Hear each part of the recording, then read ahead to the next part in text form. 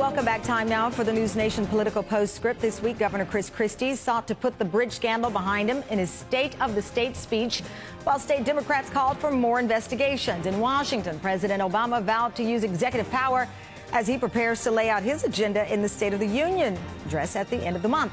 And on Capitol Hill, congressional retirement season appears to be in full swing. Joining me live now, NBC News senior political editor Mark Murray. So, Mark, that's the week that was, but I always like to look at Sunday to see what you believe will be driving the Sunday morning programs. Will it be the president's remarks on NSA, or will Christie Gate or Bridge Gate, whatever you want to call it, keep the headlines? Tamara, how about all of the above? Although I do think that the NSA story is going to be the one that has wings. And on Meet the Press, you're going to end up having Dianne Feinstein, who's chairwoman of the Senate Intelligence Committee, Mike Rogers, the Republican from Michigan, on his panel. So I think it'll be very heavy on NSA.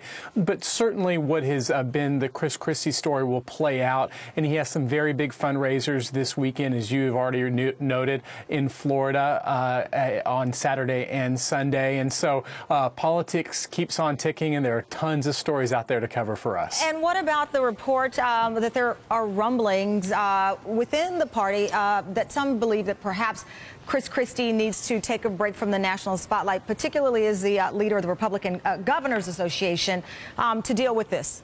Well, Tamara, let me just stress that right now this is very limited, and it's actually very quiet stuff. This came in some emails that we received from Republicans that, you know, maybe this isn't the best time for Chris Christie to be leading the Republican Governors Association and hitting all these fundraisers at the time of these investigations. But I think it'll be interesting to see how this plays out over the next 2 or 3 weeks. One thing that's worth noting on all these fundraisers, you have tons of reporters who are going to be following him. Yeah. If that's the case, if these investigations if these fundraisers become a distraction, then you might end up hearing more on this. And so I think let's wait and see what happens over the next couple of weeks. All right, Mark, thank you. Enjoy your weekend. We'll see you Monday. You too. Thanks a lot.